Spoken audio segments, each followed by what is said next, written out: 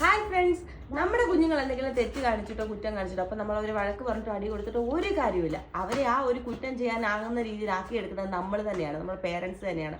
നമ്മുടെ ബഹുമാനപ്പെട്ട മുഖ്യമന്ത്രി നമ്മുടെ കുഞ്ഞുങ്ങളുടെ ബാല്യകാലത്തെക്കുറിച്ച് ഒരു കാര്യം പറഞ്ഞു. അതിനെ ഉപമിച്ചിരിക്കുന്നത് തന്നെ ഒരു പെട്ടിയോടാണ്. ഓരോ റൂമുകളും ഓരോ സ്കൂളുകളും അവരുടെ ലൈഫ് തന്നെ ഒരു പെട്ടിയായിട്ടാണ് നമ്മുടെ ബഹുമാനപ്പെട്ട മുഖ്യമന്ത്രി ഉപമിച്ചിരിക്കുന്നത്. കറക്റ്റായിട്ടുള്ള ഒരു കാര്യമല്ലേ? നമ്മളൊന്ന് ചിന്തിച്ചു നോക്കിയാൽ മനസ്സിലാവും. നമ്മുടെ കുഞ്ഞുങ്ങൾക്ക് ഏറ്റവും കൂടുതൽ പ്രഷർ നമ്മുടെ വീട്ടിൽ നിന്ന് തന്നെ ആയിരിക്കും ചിലപ്പോൾ കൊടുക്കുന്നത്. ഒരു LKG പഠിക്കുന്ന കുഞ്ഞു മുതൽ പിന്നെ അങ്ങ് പഠിക്കുവാനുള്ളൊരു പ്രഷർ നമ്മളിങ്ങനെ കൊടുത്തോണ്ടേയിരിക്കുക. അവിടുന്ന് തുടങ്ങുന്ന പ്രഷർ അതിൻ്റെ ജീവിത അവസാനം വരെ ഓരോരോ ഘട്ടമായിട്ട് ഇങ്ങനെ പോയിക്കൊണ്ടിരിക്കും.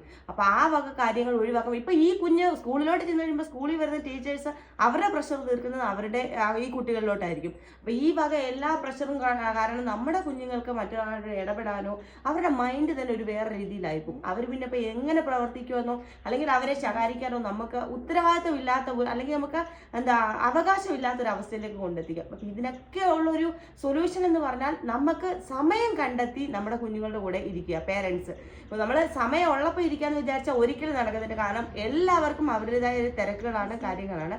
അതിനിടയ്ക്ക് നമ്മുടെ കുഞ്ഞുങ്ങൾക്ക് വേണ്ടി നമ്മൾ സമയം കണ്ടെത്തിയില്ല എങ്കിൽ പിന്നീട് ഈ കുഞ്ഞുങ്ങളെ ഓർത്ത് നമ്മൾ തന്നെ വിഷമിക്കേണ്ടി വരും. അപ്പോൾ ആ ഒരു സാഹചര്യം ഉണ്ടാകാതിരിക്കാൻ വേണ്ടിയിട്ട് മാക്സിമം പേരൻസ് നമ്മുടെ കുഞ്ഞുങ്ങളുടെ കൂടെ സമയം സ്പെൻഡ് ചെയ്യുക.